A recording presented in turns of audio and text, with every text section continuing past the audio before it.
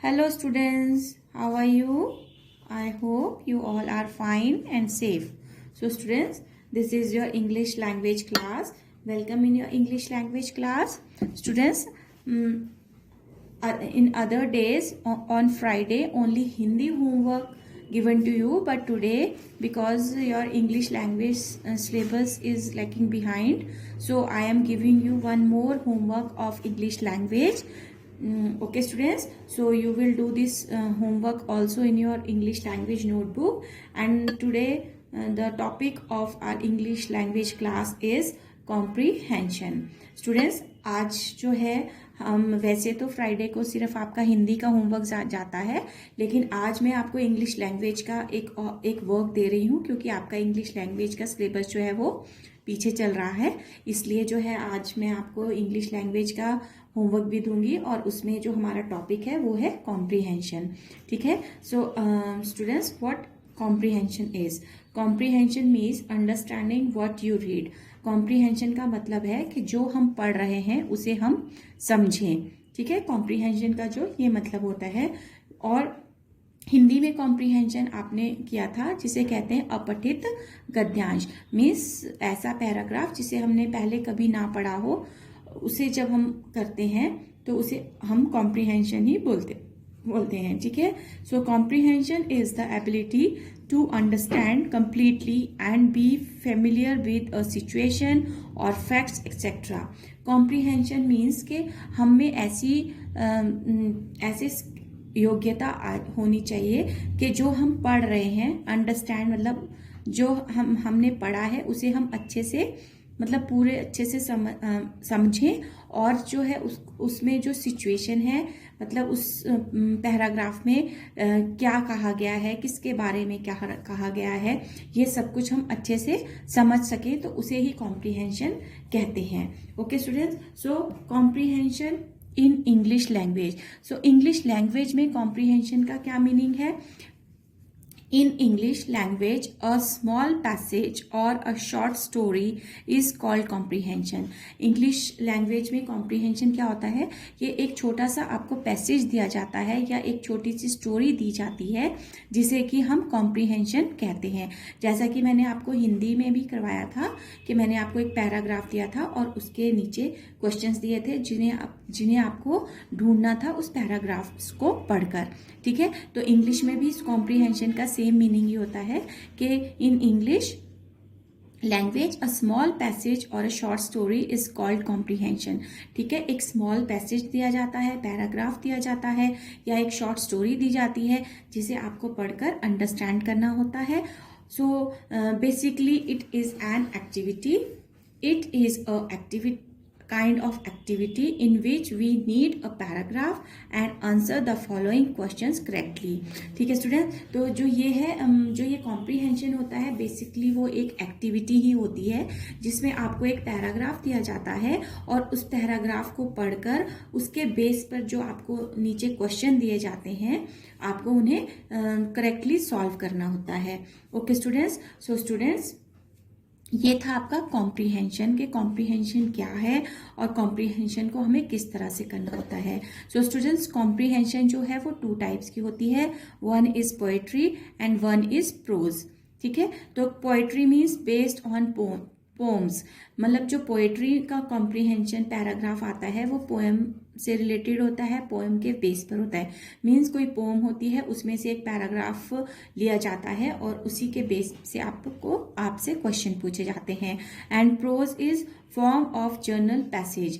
Pros होता है एक पैराग्राफ आपको दिया जाता है स्टूडेंट्स, उस पैराग्राफ को आपको अच्छे से रीड करना होता है और उसको रीड करके उस पैराग्राफ में जो कुछ भी लिखा गया है, किसके बारे में लिखा गया है, क्या कहा गया है, वो सब समझना होता है और उसको समझकर आप उसके पैराग्राफ के नीचे जो क्वेश्चंस दिए जाते हैं उनको आप सॉल्व करने की कोशिश करते हैं. Okay. So comprehension of 2 types, poetry and pros.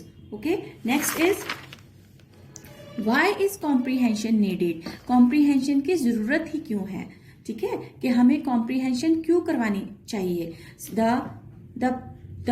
purpose of comprehension is to check the ability of students to understand the passage and process the information provided in the passage. The purpose of comprehension. इस comprehension को हमें क्यों करवाना चाहिए, इसका जो purpose है, इसका जो मतलब पर्पस हम बोल सकते हैं, इसकी जो ज़रूरत है वो इसलिए है ताकि हम स्टूडेंट्स की एबिलिटी, योग्यता को चेक कर सकें कि जो वो पैसेज पढ़ रहे हैं वो उसे समझ रहे हैं और समझ पा रहे हैं या नहीं, और and process the information provide in the passage, और जो उस पैसेज में इंफॉर्मेशन दी गई है उसे वो अच्छे से प्रोसेस कर पा रहे हैं, समझ रहे हैं, उस इंफॉर्मेशन को मतलब यूज़ कर पा रहे हैं अच्छे से कि नहीं। ठीक है, तो कॉम्प्रीहेंशन की ज़रूरत इसीलिए होती है कि स्टूडेंट्स जो भी पढ़ते हैं उसको वो अच्छे से समझ रहे हैं, उस मैसेज को वो अच्छे से फॉलो कर पा रहे हैं या नहीं, इसलिए हम कॉम्प्रीहेंशन करवाते हैं। सो जो ये कॉम्प्रीहेंशन है स्टूडेंट्स, इसको करने के लिए कुछ टिप्स होते हैं, कुछ टेक्निक्स होती हैं जो मैं आपको यहाँ पर बताती हूँ। Tips on how to do comprehension के टिप्स कि हम किस तरह से कॉम्प्रीहेंशन को कर सकते हैं। तो first tip is read the passage carefully to get a general idea. मतलब हमें जो पैराग्राफ दिया जाता है उसे हमें बहुत केयरफुली ध्यान से पढ़ना होता है ताकि हमें आइडिया हो सके कि वो पैसेज जो है वो किसके बारे में है और उसमें क्या क्या कहा गया है। ठीक है, then read again a little slowly to know the details.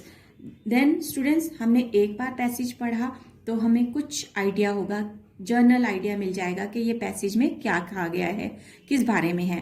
फिर हम उसे रीड करेंगे अगेन, लेकिन जब हम इसे दोबारा रीड करेंगे तो हम स्लोली रीड करेंगे टू नो द डिटेल्स। और तो जब हम स्लोली रीड करेंगे तो उसमें क्या डिटेल्स हैं, मतलब उसमें जो सब कुछ लिखा है वो हमें अच्छे से बिल्कुल क्लियर हो जाएगा कि इस पैसेज में हमें क्या क्या दिया गया है, किसके बारे में है, क्या है, और हमें उसमें से कैसे आंसर्स को फाइंड आउट करना है। Then study the question thoroughly. तब उसके बाद हमें क्या करना है, जो पैराग्राफ के नीचे क्वेश्चंस दिए गए होंगे उन्हें हमें अच्छे से पढ़ना है। Try to find out the correct answer. ठीक है, हमें जो है उन क्वेश्चंस को पढ़कर उस पैसेज में से सही आंसर को ढूंढने की कोशिश करनी है। ठीक है, फाइंड आउट मतलब ढूंढने की कोशिश करनी है, करेक्ट आंसर, सही आंसर को ढूंढने की। देन नेक्स्ट टिप है use keywords from the passage and question text.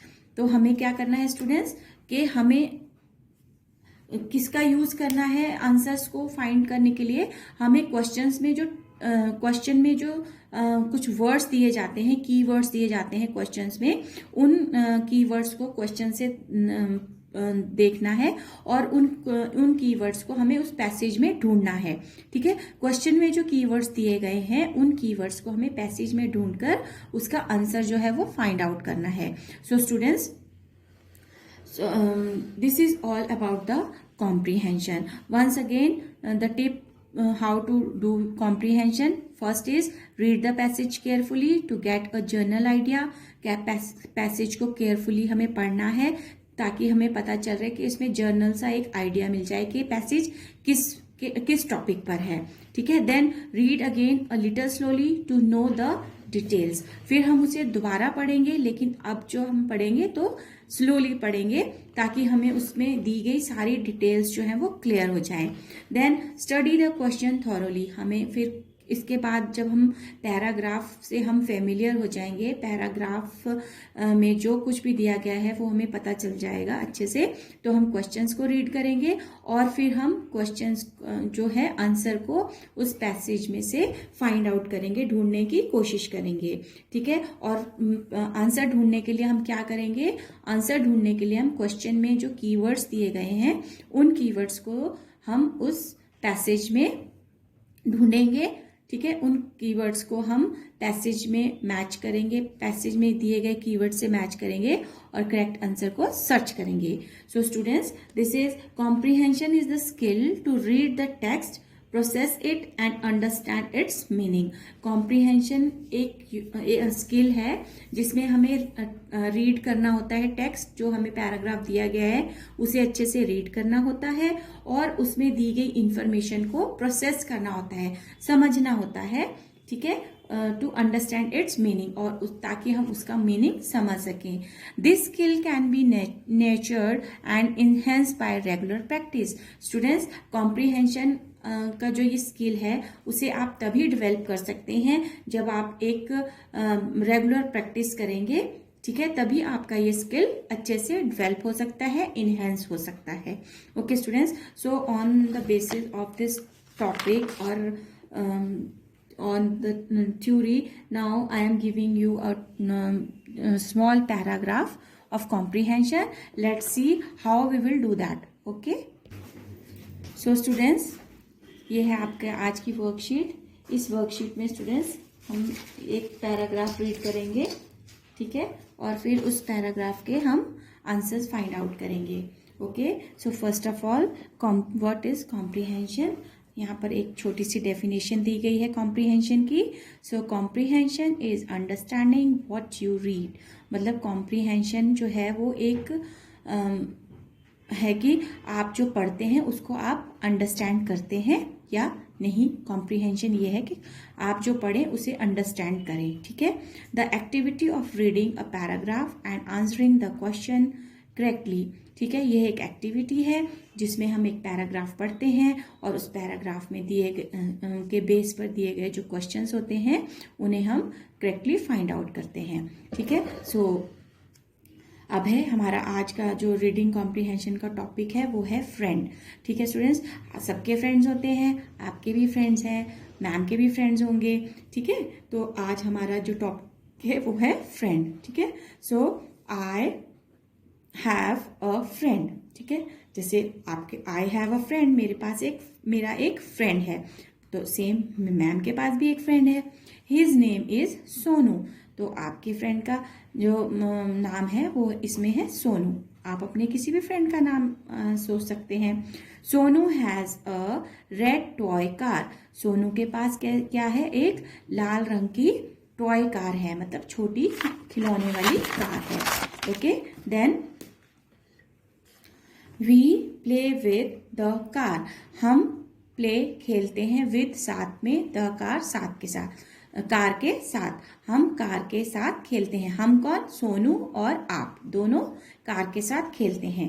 We are good friends, हम अच्छे फ्रेंड्स हैं, मित्र हैं, ठीक है। तो अब आपने स्टूडेंट्स ये आपने पढ़ा कि ये आपका जो है पैराग्राफ था, that I have a friend. हम दोबारा से एक बार रीड करेंगे slowly. I have a friend, मेरा एक मित्र है। हिज नेम इज सोनू, उसका नाम सोनू है। Sonu has a red toy car, तो सोनू के पास एक लाल रंग की खिलौने वाली कार है। We play with the car, हम कार के साथ खेलते हैं। वी कौन, वी में कौन कौन, आप और आपका friend. We are good friends, हम जो है वो अच्छे मित्र हैं, फ्रेंड हैं, ठीक है। Now answer the following question.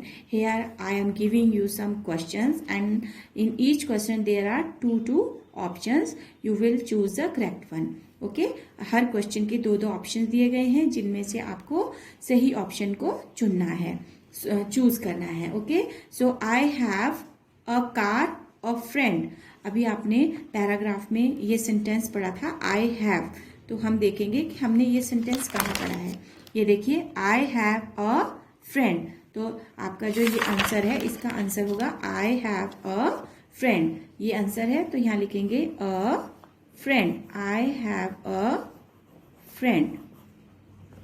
Okay, ये आंसर है। देन हिज नेम इज, तो आपके फ्रेंड का नेम क्या था बताइए, मोनू और Sonu. Very good, Sonu, SONU, Sonu. Okay, then students, now third question is Sonu has dash, ये लाइन अभी आपने इस पैराग्राफ में रीड की थी। Sonu has a red toy car, so the option is a pen or a car? So Sonu has a car. A car. Okay students, so now question number 2 is fill in the blanks on the base of this paragraph.